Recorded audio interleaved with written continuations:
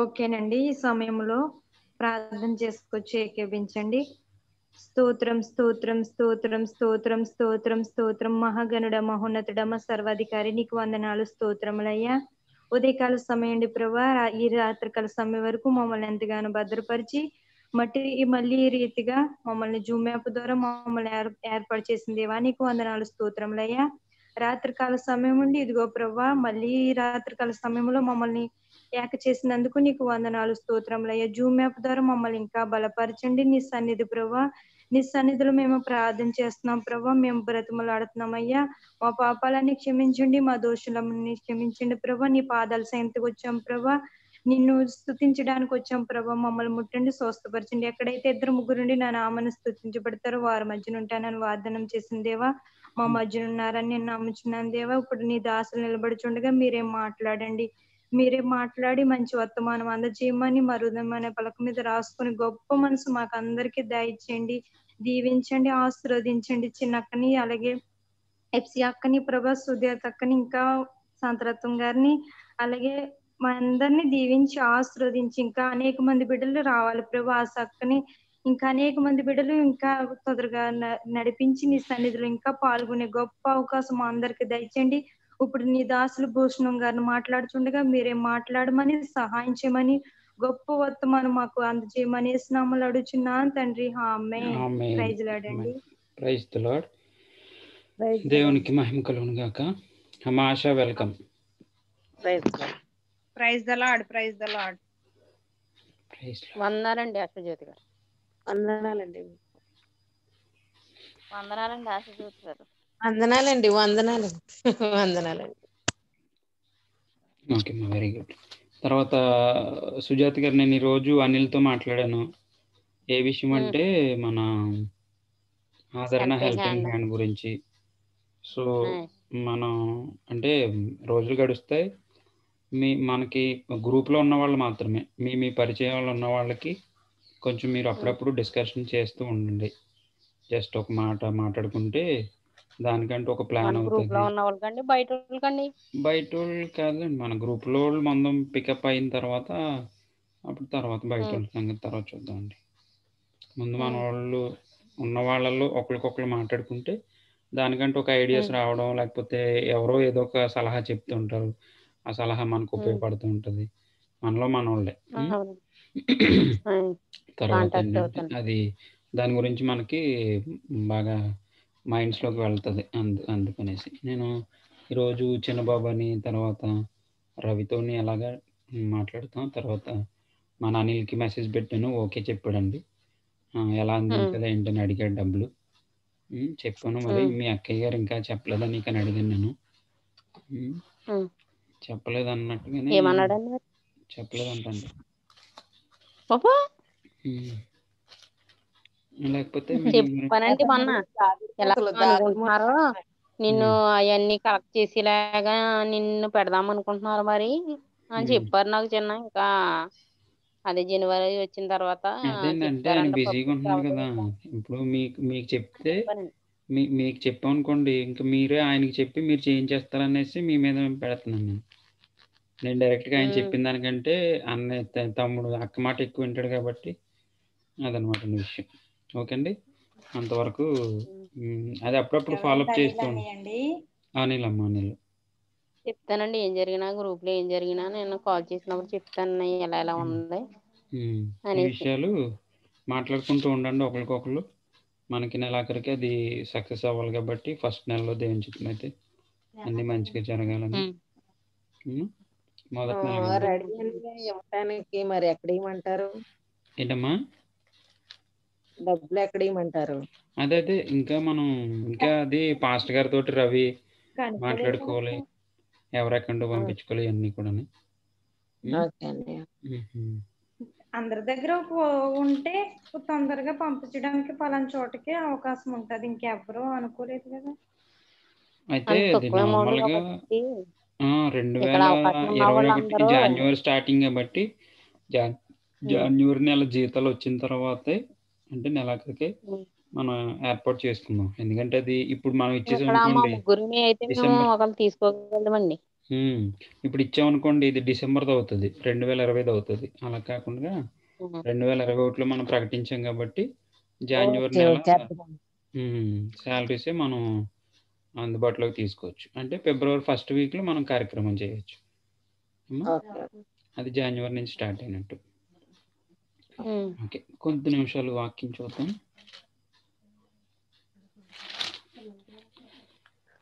ఇంచుమించుగా నిన్న 41, 42 వచనాలైనయి. మత్తయి సువార్త 26వ అధ్యాయం. అమ్మ శాంతరత్న గారు మీ దగ్గర ఉన్నారండి? సుజాత గారు, హెప్సిబా గారు ఉన్నారా? ఉన్నారండి. ఇప్పుడు జస్ట్ బయటికి వెళ్ళింది. ఆగండి ఒకసారి వస్తుంది మళ్ళీ. Okay okay okay okay. చెప్పండి. అదే ఊరికనే మామూలుగా ఉన్నారా, మీ దగ్గర ఉన్నారన్నారు కదా, లేకపోతే ఇందాక వాయిస్ ఉన్నారండి మా ఇంటికి మాట్లాడారా ఏంటి అనేసి. కాదండి, వస్తున్నారు. ఆగండి మాట్లాడుతారు. నేను మాట్లాడండి. మీ అన్నయ్య గారు అడుగుతున్నారు. విష్ చేద్దాం, అదే ఉన్నారా అనేసి కన్ఫర్మ్ చేసుకోండి. లేకపోతే ఉన్నారండి, మామూలుగా ఉన్నారండి. అమ్మమ్మ తప్పకుండా చెప్పండి. అమ్మ ప్రైజ్ లేడండి శాంతరత్న గారు. ఇక్కడనండి. ప్రైజ్ లేడు. బాగున్నారా? బాగున్నానండి. ఓకే. అదే మీ పేరు రాలేదు, ఉన్నారా లేదని ఇందాక సుజాత నాది గారు ఫోన్ తెచ్చుకోలేదండి. అదండి తప్పకుండా అండి. ఈవిడ ఇల్లంతా తిరుగుతారండి, ఫోన్ తెచ్చుకోరండి. సరే, వాక్యంలోకి వెళ్ళిపోదాం. ప్రారంభ అయిపోయింది కాబట్టి 43వ వచనం నుంచి ఒకసారి 44 నుంచి చూద్దాం. ఆయన వారిని మరలా విడిచి వెళ్ళి ఆ మాటలే చెప్పుచు 3వ మారు ప్రార్థన చేశాను. మనం ఒకసారి రివిజన్ చేసుకుంటే కనుక నిన్నటి దినమందు మనం చదువుకున్నప్పుడు యేసుక్రీస్తు శిష్యుడైనటువంటి ఇస్కరియోతు యూదా యేసుక్రీస్తుని అప్పగించే సమయము. అప్పగించబడక మునుపు ముమ్మారు అంటే 3 సార్లు ఆయన ఏకాంతముగా వెళ్ళి దేవునిని వేడుకున్నట్టు, ఒకవేళ వీలైతే ప్రభువా ఈ గిన్నె నా యొద్ద నుంచి తొలగించుము అని దేవుణ్ణి వేడుకున్నట్టు, ఒకవేళ లోకానికి పాపక్షమాపణ కావాలి కాబట్టి, ఆయన మరణించాలి కాబట్టి, లేదు ప్రభువా నీ చిత్తమే మరలా కానిమ్ము, ఈ యొక్క బాధ నేను భరిస్తాను అని ఆయన చెప్పడం జరిగింది. అంటే ఒకసారి మనం గనక ఆ శ్రమను గనక, ఆ యొక్క పరిస్థితిని మనం గనక ఊహించుకుంటే, మనం తలుచుకుంటే గనక చాలా బాధాకరమైనటువంటి పరిస్థితులు.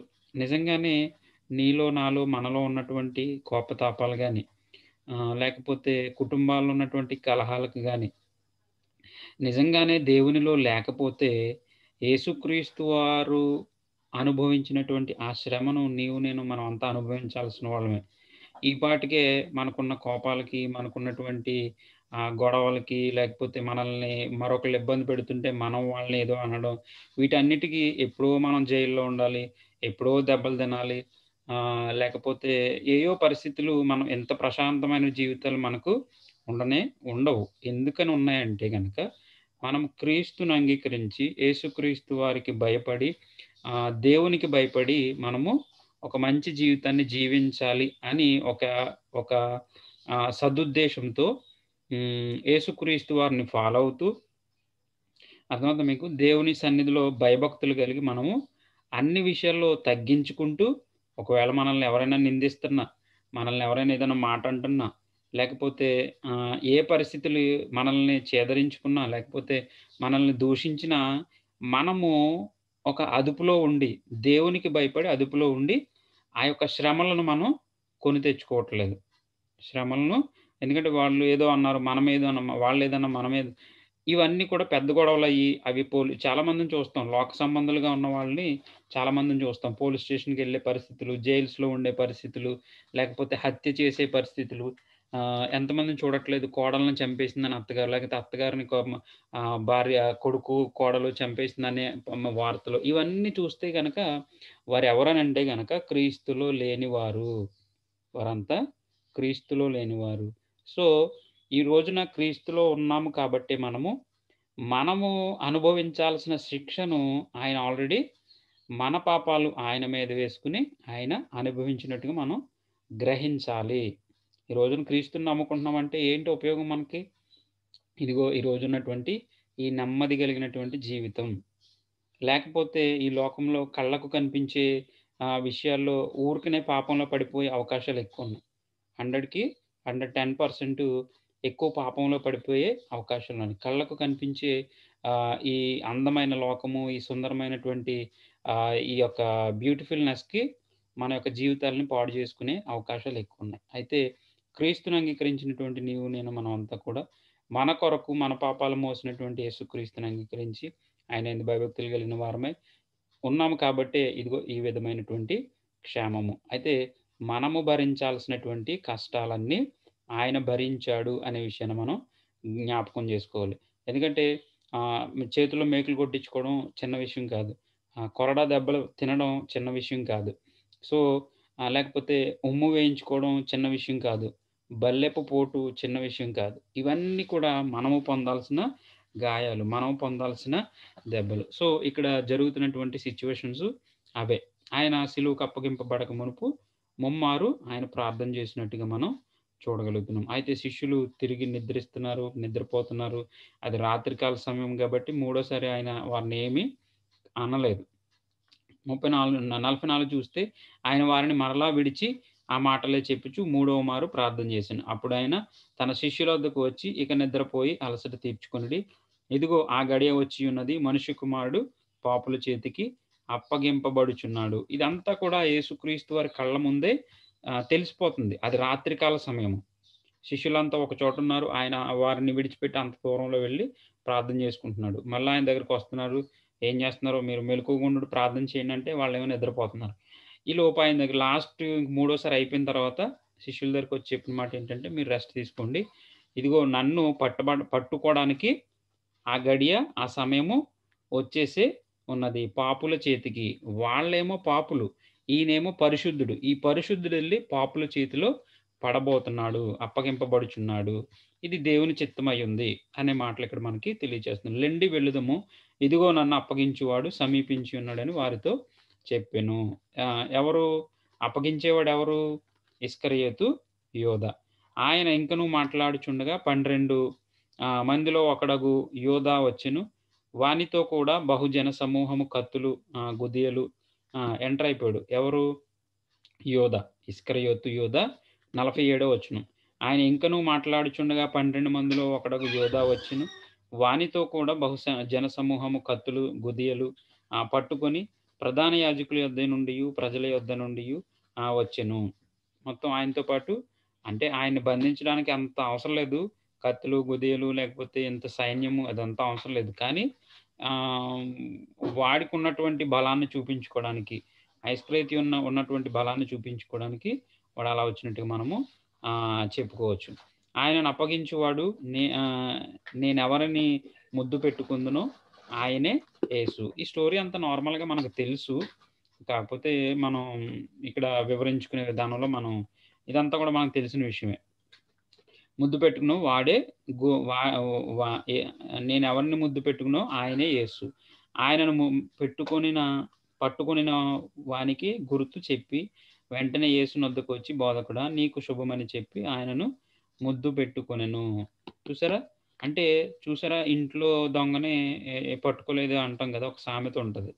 అట్లాగా సొంత శిష్యుడు 3.5 సంవత్సరాలు కూడా ఉండి అన్నీ నేర్చుకుని, ఇప్పుడు మీరు మళ్ళీ ఇక్కడ ఇందాక ఏదో అనుకుంటున్నారు. వీడియోలు పెట్టండి ఒకసారి, మొహాలు చూస్తాను ఒకసారి. విజయ్ కుమారి చెప్పండి అయ్యా. ఒకసారి వీడియో పెట్టమ్మా. సరే, మామూలుగా అంటున్నాను. సరే, అంటే గురువు శిష్యులు అన్నారు కదా, ఏం గుర్తు చేసుకోకండి. అసలు మనం వాక్యం ఉంటుంది, అదేంటంటే ఇస్కరియోతు యోధని ఎవరిని పోల్చవద్దు అని ఉంటుంది అనమాట. అంత దుర్మార్గుడు ఇస్కరియోతు యోధ. ఇస్కరియోతు యోధ పేరు పెట్టి ఎవరిని పోల్చవద్దు అని వాక్యం తెలియజేస్తుంది. సో నార్మల్గా విషయం చెప్తాను మీకు. సో అంటే ఇక సొంత శిష్యుడైనటువంటి వ్యక్తే ఆయన్ని అప్పగించినట్టు మనం చూడగలుగుతున్నాం. సో ఇంకా ముందుకు వెళ్తే కనుక ఆ వచనం మీకు ముందులో వచ్చేస్తుంది, చూపిస్తాను మీకు. చెలికాడ నీవు చేయవచ్చి 49. వెంటనే యేసు వద్దకు వచ్చి, బోధకుడా నీకు శుభమని చెప్పి ఆయన ముద్దు పెట్టుకున్నాను. యేసు 50వ వచనం. యేసు చెలికాడ నీవు చేయవచ్చినది చేయుమని ఆయన ఎంత మృదువుగా పిలుస్తున్నాడో చూసారా. అప్పగించడానికి వచ్చినటువంటి వ్యక్తిని, చెలికాడా అంటే స్నేహితుడా, రా నువ్వేమైతే ఆలోచించావో, ఎన్ని నాణేలైతే నువ్వు వాళ్ళ దగ్గర తీసుకున్నావో, ఆ నాణాలకి నన్ను అప్పగించడానికి సిద్ధపడ్డావు కదా, సరే రా, నేను నిన్ను కాదనట్లేదు, నువ్వేం చేయాలనుకున్నావో అది చేయి అని ఆయనే పిలుస్తున్నట్టుగా మనం చూస్తున్నాం. చేయవచ్చినది చేయమని అతనితో చెప్పగా వాడి దగ్గరకు వచ్చి ఆయన మీద పడి ఆయనను పట్టుకొనిరి. ఇదిగో యేసుతో కూడున్న వారిలో ఒకడు చెయ్యి చాచి కత్తి దూసి ప్రధాన యాజకుని దాసుని కొట్టి వాని చెవి తెగ నరికెను.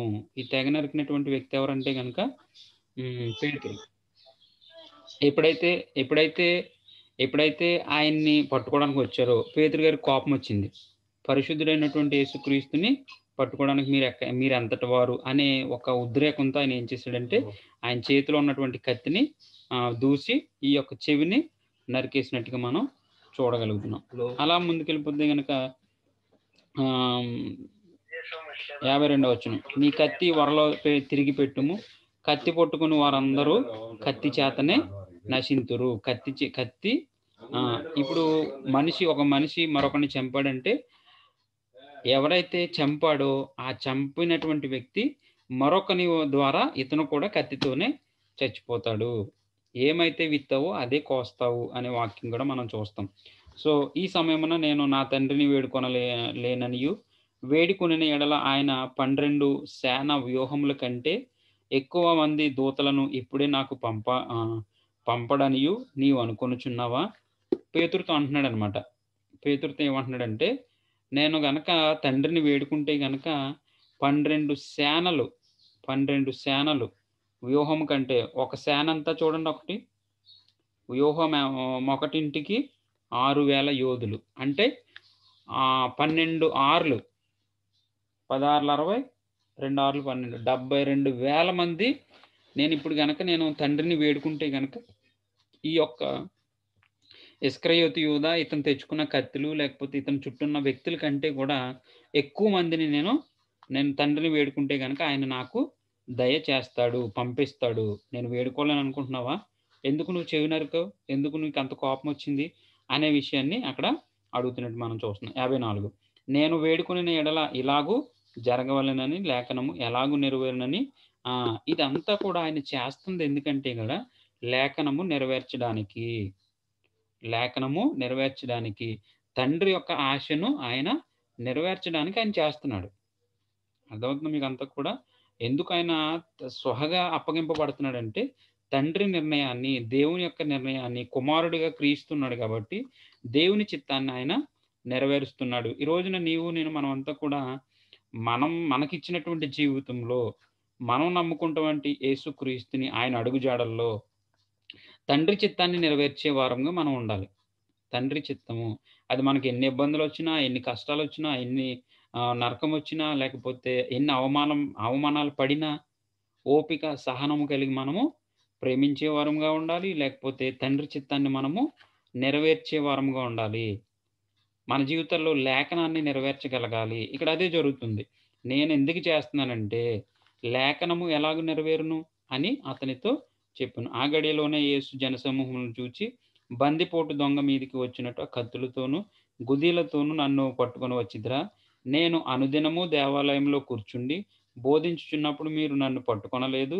అయితే ప్రవక్తల లేఖనములు నెరవేరినట్లు ఇదంతయు జరిగినని. అప్పుడు శిష్యులందరూ ఆయనను విడిచి ఇదంతయు జరిగినని చెప్పాను. అప్పుడు శిష్యులందరూ ఆయనను విడిచిపోయిరి. ముందే చెప్పాడు కదా, ఇదిగో ఈ రాత్రి నన్ను మీరు అందరూ కూడా అభ్యంతర పడతారు. ఎక్కడ ఇంచుమించు 32 33 వచనాల్లో 36 నుంచి మీరందరూ అభ్యంతర పడతారు. అంటే ఇదిగో విడిచి వెళ్ళిపోయారు ఆల్రెడీ. ఎప్పుడైతే యేసుక్రీస్తుని ఒక బందిపోటుని బంధించినట్టుగా చేశారో వెంటనే ఏం చేశారంటే వీళ్ళు విడిచి వెళ్ళిపోయినట్టుగా చూసాం. ఒకవేళ 57 నుంచి కనుక మనం ముందుకు వెళితే కనుక పేతురు గారు అబద్ధం ఆడడం 3 సార్లు, లేకపోతే ఇంకా చాలా విషయాలు మనకు కనిపిస్తూ ఉంటాయి. ఇంకొక 2 అధ్యాయాలు ఉన్నాయి ఇందులో వచనాలు. తర్వాత ఇంకొక 2 అధ్యాయాలు దేవుని చిత్తమైతే తప్పకుండా పూర్తి చేసేయడానికి ప్రయత్నం చేద్దాం. ఇంతవరకు మనం 56వ వచనం వరకు మనం ఆపుకుంటే బెటర్ అనేసి నేను అనుకుంటున్నాను. ఎందుకంటే 30 నిమిషాలు అయిపోయింది. ఇది ఈరోజు ఉన్నటువంటి వివరణ ఈరోజు చదివినటువంటి వచనాలు. సో ఈరోజు నేర్చుకోవాల్సినటువంటి విషయాలు, యేసుక్రీస్తు వారి మరణము, ఆయన మరణించడానికే పుట్టాడు. ఆయన పుట్టుక ఒక అద్భుతమైతే గనక, ఒక ప్రత్యేకమైతే, ఆయన మరణము ఒక మనుషులకు రక్షణ, మనుషులకు రక్షణ. అది పుట్టుక అయింది మహా సంతోషకరమైన శుభవార్త అని దేవదూతల దగ్గర చెప్తాడనమాట. అయితే మరణమేమో ప్రజలందరికీ ఏంటది రక్షణ. రక్షణ రావాలంటే ఆయన చనిపోవాలి. లేఖనము నెరవేర్పు. ఈ లేఖనాల నెరవేర్పు అనేది పాత నిబంధనలో యెషయా, యిర్మీయా అనేక మంది ప్రవక్తలు దాన్ని ప్రవచించుకుంటూ అంటే ఎప్పుడో 4000 సంవత్సరాలు జరిగే విషయాల్ని ముందే వారు చెబుతూ వచ్చారు. అది కూడా దేవుని చిత్తంలోనే జరిగింది తప్ప, ప్రణాళిక అంతా ఆదాము నుంచి మొదలుకొని ప్రణాళిక అంతా దేవుని చిత్తంలో జరిగినట్టుగానే మనము చూస్తాం. నోవహు దినాల్లో గనక ఒకవేళ వారు దేవుని సన్నిధిలో ఉన్నప్పుడు ఏమో, లేకపోతే ఆదామును పుట్టించినప్పుడు కయీను గనక హెబెల్ని చంపకపోతే గనక ఏమో లోకము వేరేలా ఉండేదేమో. ఎప్పుడైతే వీళ్ళు మనుషుల రూపంలో పుట్టిన తరువాత వీరిలో పాపం ఎప్పుడైతే పెరిగిపోయిందో, ఇప్పుడు నీవు నేను అక్కడ వరకు ఎందుకు, ఇప్పుడు నీవు నేను మనమంతా కూడా పుట్టినప్పుడు ఒక పసికందులా ఉన్నప్పుడు ఎంత పరిశుద్ధంగా, లేకపోతే లోకము అంటే లోక సంబంధమైనటువంటి విషయాల్లో పడకుండా పసికందులో ఉన్నప్పుడు అలాగే ఉంటే గనక ఈ రోజున రక్షణ అవసరం లేదేమో. అర్థమవుతుందా మీకు? రక్షణ ఎందుకు అవసరమైందంటే గనక, మనిషి మనస్సు బాల్యము నుండే స్వాభావికముగా ఆయన పాడైపోతున్నాడు.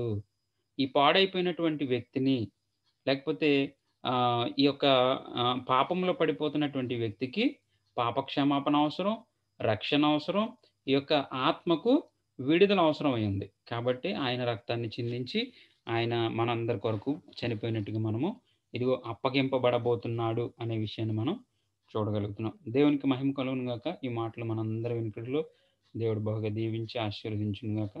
ఆయన శ్రమను ఎప్పుడు మనం జ్ఞాపకం చేసుకుంటూ ఆయన సన్నిధిలో ముందుకు కొనసాగుదాం. మంచి సమయంలో ప్రార్థన చేసుకుందాం.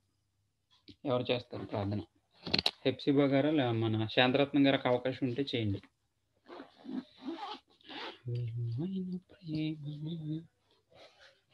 శాంతరత్నం గారు కానీ, లేకపోతే హెప్సిబా గారు కానీ. శాంతి ప్రార్థన చేసింది, నిన్న విజయ్ కుమారి చేసింది. అమ్మా ఉన్నారండి? టైము 8 నిమిషాలు 9 నిమిషాలు ఉంది. అందుకు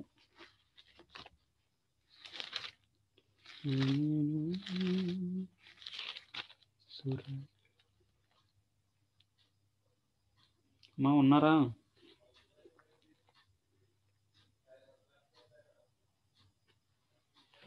కృతజ్ఞత. సుజాత గారు, శాంతి, విజయ్ కుమారి అందరూ మ్యూట్లు పెట్టేశారు. ఏరమ్మా వీళ్ళు? చెప్పండి అయ్యా. ఏరమ్మా ఎవరో మ్యూట్లు తీయట్లేదు. సరే, నేనే ముగింపు ప్రార్థన చేస్తాను. ప్రార్థన అవస్థలు ఏమున్నాయి? శ్రీని గారి గురించి. సరే, నేనే చేస్తాను ప్రార్థన అవస్థలు.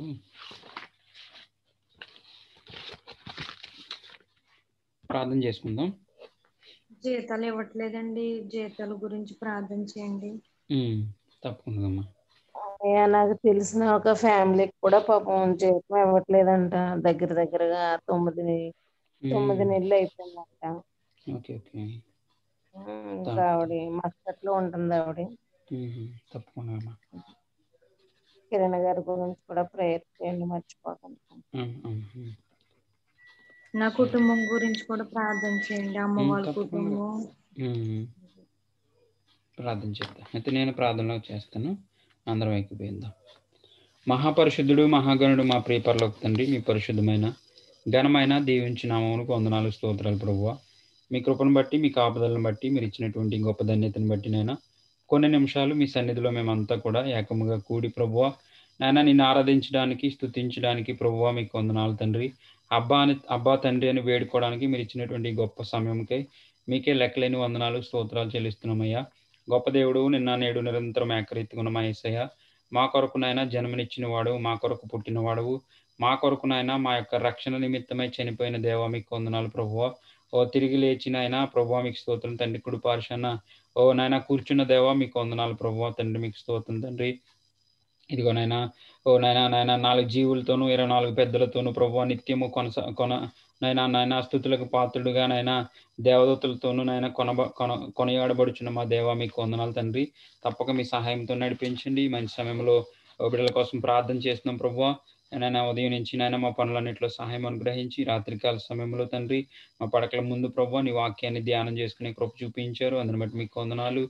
తప్పక ఇంకను నాయన నడిపించండి ప్రభువా. ఇదిగో మా సహవాసంలోనే ఎంతో నాయన సంతోషంగా నడిపిస్తున్నారు. ఎంతో ఆనందాన్ని మాకు ఇచ్చారు ప్రభువా. ఆత్మీయ ఎదుగుదలతో మమ్మల్ని నడిపిస్తున్నారు తండ్రి. మీకు వందనాలు. మీ కాపుదలు అనుగ్రహించండి. మీ సహాయం దయచేయండి ప్రభువా. మీకు స్తోత్రం తండ్రి. గొప్ప కార్యములు చేయవాడా నాయన మా సహవాసంలో ప్రతి బిడ్డను మీరు దీవించండి, ఆశీర్వదించండి ప్రభువా. ఓ నాయన కుటుంబాల్లో నెమ్మది, శాంతి, సమాధానం దయచేయండి ప్రభువా. మీకు వందనాలు. జరుగుతున్నటువంటి ప్రతి కార్యక్రమాన్ని నీ నామ మహిమార్థమై జరగడానికి సహాయం దయచేయండి. నాయన వాక్యం చదువుతున్న బిడ్డలను బట్టి ప్రార్థన చేస్తున్నాను ప్రభువా. ప్రార్థనలు చేస్తున్న బిడ్డలు, వాక్యం నాయన పాటలు పాడుతున్న బిడ్డలను బట్టి ప్రార్థన చేస్తున్నాను తండ్రి. తప్పక నాయన మీ కృపలో ప్రతి బిడ్డను నాయన క్షేమంలో నడిపించమని ప్రార్థన చేస్తున్నామయ్యా. ఇంకను ఆత్మీయతలు బలపరచండి, స్థిరపరచండి నాయన. ఓ నాయన తొట్టిల్లో పోకుండా ప్రభువా నాయన ఎవరికి ఎటువంటి కష్టాల్లో రాకుండా నాయన మీ సహాయం దయచేయండి. నాయన కార్యక్రమంలో చక్కగా బాధ్యత కలిగి ఉన్న బిడ్డలనైనా విజయ్ కుమారి ప్రభువా మీకు వందనాలు తండ్రి. ఆశను బట్టి సుజాత గారిని బట్టి ప్రభువా ఓ నాయన ఇంకను నాయన బిడ్డలనైనా పరిచర్య చేస్తున్న ప్రతి బిడ్డను మీరు దీవించండి, ఆశీర్వదించండి నాయన. గొప్ప కార్యములు చేయవాడా మీకు వందనాలు చెల్లిస్తున్నాం రాజా. మీకు స్తోత్రం తండ్రి. నూతనంగా నాయన మేము ప్రారంభించినటువంటి కార్యక్రమం తండ్రి. ఓ నాయన ప్రభు ఆదరణ నాయన ఓ హెల్పింగ్ హ్యాండ్ బట్టి ప్రార్థన చేస్తున్నామయ్యా. గొప్ప కార్యాలు చేయండి ప్రభువా.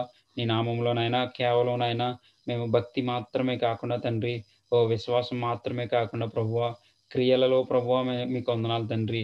క్రియ రూపంలో మేము చేసినైనా ఆ భక్తిని మేము ప్రదర్శించే బిడ్డలుగా మమ్మల్ని ఉంచండి. అనేక మందికినైనా ఆదర్శంగా ఉండడానికి సహాయం దయచేయండి. క్రీస్తు ప్రేమను మేము నాయన పంచిపెట్టడానికి మీ సహాయం అనుగ్రహించిన రాజా మీకు వందనాలు. గొప్ప కార్యములు చేయండి ప్రభువా. మీకు స్తోత్రం తండ్రి. దానికి సహకరిస్తున్న బిడ్డలందరిని బట్టి ప్రార్థన చేస్తున్నాం తండ్రి. రవినైనా మీరు ఎత్తుపట్టుకోనండి. ఆసక్తి కలిగి ప్రభువా ముందుకు నడవడానికి సహాయం దయచేయండి. నాయన రవికి సహకారులుగా ఉండే బిడ్డలందరినీ మీరు దీవించండి తండ్రి. నాయన ఈ విషయం ఎవరికి తెలిసినా ప్రతి ఒక్కరూ నైనా సంతోషపడి నైనా ఈ కార్యక్రమాన్ని చేయడానికి ముందుకు రావడానికి మీ సహాయం దయచేయండి అయ్యా. ఇగో సమయంలో ప్రార్థన చేస్తున్నాను ప్రభువా మీకు వందనాలు. ఓ బిడ్డలు నాయన మా గ్రూప్లో ఎన్నో అద్భుత కార్యాలు చేస్తున్నాం ప్రభువా మీకు వందనాలు. ఇగో శ్రీని గారిని బట్టి ప్రార్థన చేస్తున్నాం. ఆయన ఆరోగ్యాన్ని మీరు స్వస్థపరచండి. సంపూర్ణమైన ఆరోగ్యంతో మీరు తిరిగి ఇంటికి తీసుకువెళ్ళమని ప్రార్థన చేస్తున్నాను. ఆయన ఆపరేషన్ సక్సెస్ని ఇచ్చిన విధానాన్ని బట్టి మీకు వందనాలు. ఇక నాయన ఈ రాత్రికాల సమయంలో నాయన గ్రూప్లో ఉన్న బిడ్డలందరూ మీరు దీవించండి, ఆశీర్వదించండి. అయినా శాంతిని బట్టి ప్రార్థన చేస్తున్నాను ప్రభువా.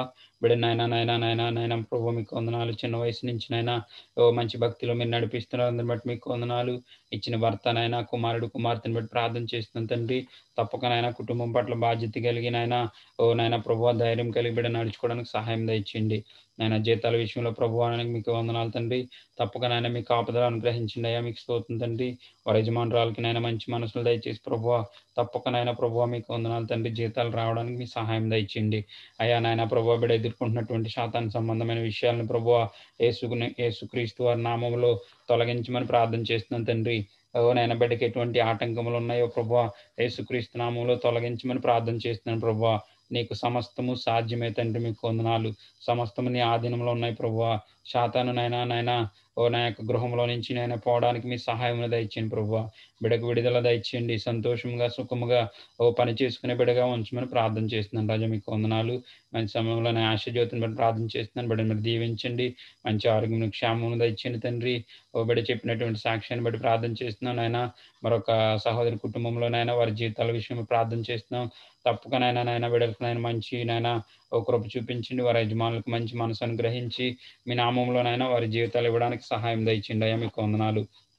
మీరు క్షేమం దయచేయండి ప్రభువా. మీకు స్తోత్రం. మీ కృపలో భద్రపరచమని ప్రార్థన చేస్తున్నాను రాజా. అయా గొప్ప కార్యములు చేయవాడా మీకు వందనాలు. నేను నమ్ముకున్న బిడ్డలన్నిటికీ చేయి విడిచే దేవుడు కాదు ప్రభువా. మీకు వందనాలు అయ్యా. తప్పక కార్యములు చేయండి. కిరణ్ గారిని బట్టి ప్రార్థన చేస్తున్నాను తండ్రి. అయా నాయన బిడ్డను నడినెత్తించారు కాలు వరకు స్వస్థపరచండి. ఆ కాలులో ఉన్నటువంటి నాయన ఆ ముళ్ళను మీరు తీసివేని ప్రార్థన చేస్తున్నాను ప్రభువా. తప్పక నాయన ప్రభువా నాయన మీరేనైనా పరమ వైద్యుడైనా బిడ్డకు మంచి ఆరోగ్యాన్ని అనుగ్రహించమని ప్రార్థన చేస్తున్నాను అయ్యా. మీకు వందనాలు తండ్రి. ఆయన ప్రభు నైనా మీ చిత్తమైతే ప్రభు బిడ్డలని తొందరలో ప్రభు వివాహం చేసుకోవడానికి సహాయం దయచేయండి. అయా నైనా ఎటువంటి నైనా ఇబ్బందులు లేకుండానైనా బిడ్డలకు నైనా మార్గం సరళం చేయమని ప్రార్థన చేస్తున్నాను రజా. నైనా బిడ్డలకు అనేక మందికి నైనా బిడ్డలనైనా ఆదర్శంగా నిలబడడానికి మీ సహాయం దయచేయండి ప్రభు. మీకు స్తోత్రం. ప్రేమ నమ్మకాల్లో ముందుకు కొనసాగింపు చేస్తారని ప్రార్థన చేస్తూ ఇగోనైనా హెప్సిబా గారిని బట్టి ప్రార్థన చేస్తున్నాను. శాంతరత్నం గారిని బట్టి ప్రార్థన చేస్తున్నాను ప్రభు. సుజాత గారిని బట్టి ప్రార్థన చేస్తున్నాను. కుటుంబంలో నైనా శాంతి, సమాధానం, నెమ్మది నైనా సంతోషము నైనా మంచి నైనా ఆశీర్వాదాలతో మీరు నడిపించిన ప్రభు. మీకు వందనాలు. క్షేమం దయచేయండి. ఇంకా మా గ్రూపులో అనేక మంది బిడ్డలు ఉన్నారు ప్రభు. వారికి అవకాశాలు లేక రాలేకపోతున్నారు ప్రభు. ప్రతి ఒక్కరిని మీరు దీవించి ఆశీర్వదించండి. నన్ను నా కుటుంబాన్ని మీరు దీవించండి, ఆశీర్వదించమని ప్రార్థన చేస్తూ ఇంకోనైనా మీరు మాకు ఇచ్చిన దైవజనులు నాయన కుటుంబాలను మీరు దీవించండి, ఆశీర్వదించండి. ఆయన మీకు వందనాలు తండ్రి. నాయన ఇంకోనైనా ప్రార్థన వస్తువులు ఏమైతే మర్చిపోయి ప్రభు, సమస్తం ఎరిగిన దేవుడు తండ్రి మీకు వందనాలు. సమస్తము నాయన నీ ఆదయంలో నడుచున్నాయి ప్రభు. మీకు వందనాలు తండ్రి. తప్పక నాయన ప్రతి ఒక్క అవసరం మీరు విని ప్రభు, ప్రతి ఒక్క అవసరం ఎరిగిన వాడవై ప్రభు. మీకు వందనాలు. వాటి సమయంలోనైనా వాటి నైనా రీతిలోనైనా మాకు ఆశీర్వాదాలు అనుగ్రహించి నడిపించమని ప్రార్థన చేస్తున్నాను తండ్రి. అయ్యా నాయన మెట్టుకునైనా మేము వాక్యంలో నుంచి తొలగిపోకుండా తండ్రి నీ వాక్యంలో స్థిరంగా నాయన నడుచుకునే బిడ్డలుగా మమ్మల్ని ఉంచమని ప్రార్థన చేస్తున్నాను. అయ్యా మీకు వందనాలు. గొప్ప కార్యములు చేయవాడా ఓ నాయన ప్రభు మీకు స్తోత్రం తండ్రి. స్వదేశంలో ఉన్నటువంటి మా కుటుంబాలను మీరు దీవించండి, ఆశీర్వదించండి నాయన. ప్రతి కుటుంబంలో నాయన క్షేమం దయచేయండి ప్రభు. మీకు వందనాలు. ఆర్థిక ఇబ్బందులు ప్రభు, అప్పులు బాధలతో బాధపడుతున్న బిడ్డలు విడుదల కలిగి చేయండి తండ్రి. మీకు వందనాలు. హాస్పిటల్స్లో ఉన్నవాళ్ళు నైనా జైల్స్లో ఉన్నవాళ్ళు ప్రభు, వారందరికీ విడుదల కలిగి చేయమని ప్రార్థన చేస్తున్నాను తండ్రి. ఈ కరోనాకి అతి తొందరలో ప్రభు నాయన మెడిసిన్ రావడానికి లేకపోతే నాయన పూర్తిగా ఇది నాయన నాశనం కావడానికి మీ సహాయం దయచేయండి. సమస్త అవసరాలు మీ పాదాలు చెందిపెట్టి ఇది రాత్రికాల సమయంలో మమ్మల్ని అందరినీ మీ పాదాలు చెందికి అప్పగించుకుంటూ మరొక మారు తప్పకనైనా ప్రార్థించుకునే సమయం వరకు నైనా ఈ విధంగా కలుసుకునే వరకు మీ కృపా కాపుదల అనేది మాతో ఉంచి నడిపిస్తారని యేసుక్రీస్తు అతి శ్రేష్టమైన నామంలో మిక్కిలి వినంతో బ్రతిమాలు వేడుకుంటున్నాను మా పరమ తండ్రి.